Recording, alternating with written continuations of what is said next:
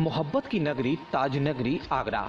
आपको बता दें कि ताज नगरी मोहब्बत की नगरी के नाम पर क्यों मशहूर है, क्योंकि यहाँ मोहब्बत की सबसे बड़ी निशानी ताजमहल मौजूद है। यहाँ पर विदेशों से सैलानियों का तांता लगा रहता है। देश विदेश के काफ़ी पर्यटक हर साल यहाँ आते हैं। साथ ही यहाँ आते हैं रईस और अमीर जाते। आपको बता दें कि थाना ताजगंज क्षेत्र के अंतर्गत काफ़ी बड़े पैमाने पर इस पाव की आड़ में जिस्म फरोशी का कारोबार भी फल फूलता है। साथ ही दूसरे माध्यम जैसे कॉल, व्हाट्सएप और ऑन डिमांड भी जिस्म फरोशी का काला कारोबार फल फूलता है। इतने बड़े काले कारोबार को कुछ बड़े राजनेताओं, खाकीदारियों व कलम के सिपाहियों के साथ भी मिला हुआ है। काफ़ी बार खबर चलती है तो पुलिस कुछ एक्शन में आती है, लेकिन कुछ दिन बाद फिर वही सब कुछ शुरू हो जाता है। इस जिस्म फरोशी के कारोबार की बरसों से चर्चाओं में रहने वाली जिस्म फरोशी की माफिया रोशनी को थाना ताजगंज पुलिस ने गिरफ्तार कर लिया, जिस पर रोशनी के साथ उसका साथी भी गिरफ्तार हुआ है, जिसने पुलिस के सामने कई राज उगले हैं।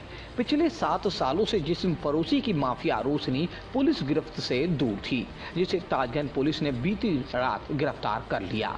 अब देखना ये होगा कि गिरफ्तारी के बाद जिस्म फरोशी के कारोबार पर रोक लग पाती है या फिर सब कुछ पुराने दिनों की तरह पुराने ढर्रे पर कुछ ही दिन में लौट आता है। तो ताजगंज पुलिस ने एक महिला और एक व्यक्ति को गिरफ्तार किया है, क्या है सर पूरा मामला ये? आज थाना ताजगंज की पुलिस ने सीओ सदर के नेतृत्व में एक अच्छा कार्य किया है। देह व्यापार के पूरे गिरोह की सरगना एक लेडी और उसके साथी राहुल को आज सुबह गिरफ्तार किया गया है। ये दोनों लोग फरवरी में दर्ज मुकदमे में वांछित भी थे और 15,000 रुपये के इनामी भी अपराधी रहे हैं। इनकी गिरफ्तारी से इस पूरे देह व्यापार के जो पूरा नेटवर्क है उसके बारे में हमें जानकारी प्राप्त हुई है।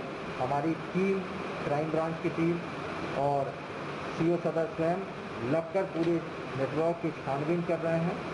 प्रत्येक व्यक्ति जो इनसे कनेक्टेड था, चाहे अपराध करने में या इनके नेटवर्क गिरोह को संचालित करने में, उनकी जानकारी इकट्ठा की जा रही है और उनके विरुद्ध भी हमने टीम लगा दी है ताकि उनकी गिरफ्तारी कर उनको जेल भेजा जाए और उन पूरे नेटवर्क को ध्वस्त किया जा सके। तो क्या इस रैकेट में देशी और विदेशी दोनों तरह की महिलाएं, लड़कियां शामिल थी इस रैकेट में?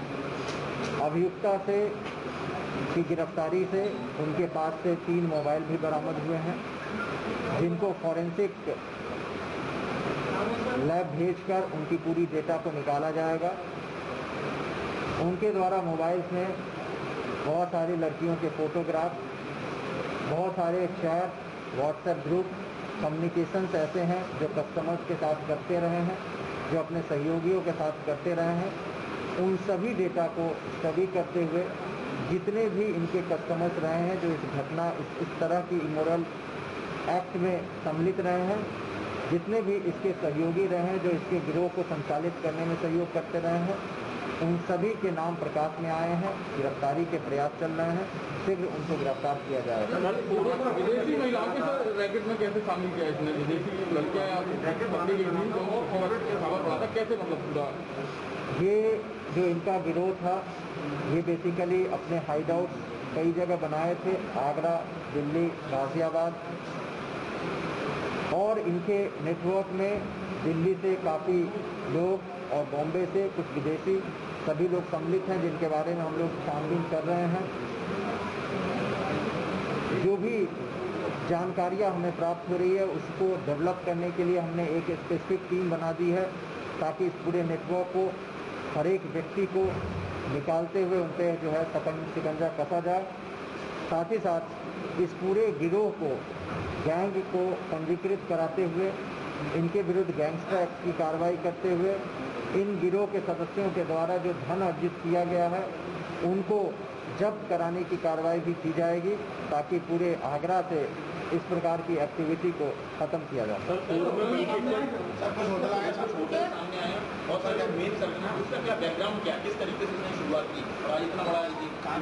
का धंधा यहाँ के कुछ होटलों के माध्यम से कराते रहे हैं, जिसमें 2 होटल के नाम अभी प्रकाश में आए हैं, जिसको हम लोगों ने वेरीफाई किया है। उनके संचालकों को भी गिरफ्तार कर जेल भेजा जाएगा। साथ ही साथ अन्य जो होटल के नाम प्रकाश में आ रहे हैं उनकी छानबीन करते हुए उनके विरुद्ध भी कठोर कार्रवाई की जाएगी। पूर्व में भी कई बार इन लोगों के नाम सामने आ चुके हैं, इस तरीके से इनके खिलाफ कार्रवाई की जा चुकी है, लेकिन फिर भी कई बड़े लोगों का हाथ होने की वजह से बच चुके हैं। क्या इस बार इनके खिलाफ कुछ इस तरीके? देखिए, जैसे मैंने आपको कहा कि फरवरी में देह व्यापार का ही मुकदमा दर्ज किया गया था, जिसमें ये दोनों अभियुक्त वांछित थे। 15,000 रुपये का इनाम भी था। इनके अन्य सदस्यों की गिरफ्तारी के हम लोग प्रयास कर रहे हैं। आज भी मुकदमा दर्ज किया गया है। गैंग पंजीकृत कराते हुए गैंगस्टर एक्ट की कार्रवाई करते हुए इनकी समस्त संपत्ति को जब्त करने की कार्रवाई की जाएगी, ताकि नेटवर्क और गिरोह पूरी तरीके से ध्वस्त हो सके। देखिए, जो महिला ने अपनी पूछताछ में बताया है, ये ओरिजिनली इंदौर की रहने वाली है और शादी के उपरांत यहाँ आई थी। तलाक होने के बाद इस तरह के लोगों के कनेक्शन में आ गई और वहाँ से इसने धंधा करीब 2005 से प्रारंभ किया था। उसकी जो पुरानी हिस्ट्री है उसके बारे में हम लोग छानबीन कर रहे हैं कि कहाँ कहाँ रहे, क्या किया। लेकिन रिसेंट के जो घटनाएं हैं उसको हम लोग वेरीफाई करते हुए उस पर आगे की कार्रवाई करने का प्रारंभ करें। और हमारे रिकॉर्ड के हिसाब से ये तथ्य प्रकाश में आए हैं, जिस पे हमने टीम लगा दी है।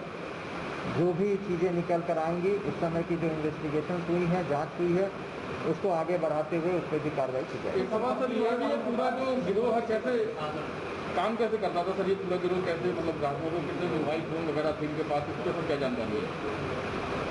देखिए, ये अपने कम्युनिकेशन व्हाट्सएप के माध्यम से करते थे।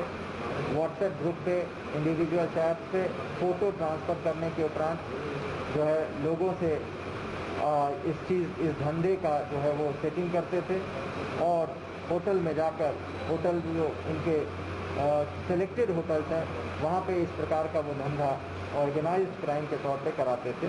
इस पूरे ऑर्गेनाइज्ड क्राइम को, जो नेटवर्क को, उनकी डेटा के आधार पे पूरा तोड़ा जाएगा और इस पूरे नेटवर्क को समझा जाएगा और प्रत्येक व्यक्ति जो इसमें संलिप्त है उनके विरुद्ध कठोर कार्रवाई की जाएगी। तो संपत्ति के बारे में बिल्कुल उनके संपत्ति के बारे में भी जानकारी की जा रही है। जहाँ जहाँ इनके ठिकाने रहे, जितनी गाड़ियाँ रही हैं, उन सभी को इकट्ठा किया जा रहा है। गैंगस्टर एक्ट में कार्रवाई करने के उपरांत जो है सभी संपत्ति को जब्त कर लिया जाएगा।